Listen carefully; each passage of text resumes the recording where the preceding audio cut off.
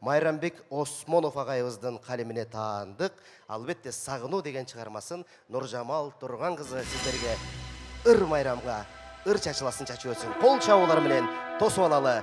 Нуржамал Турган кызы.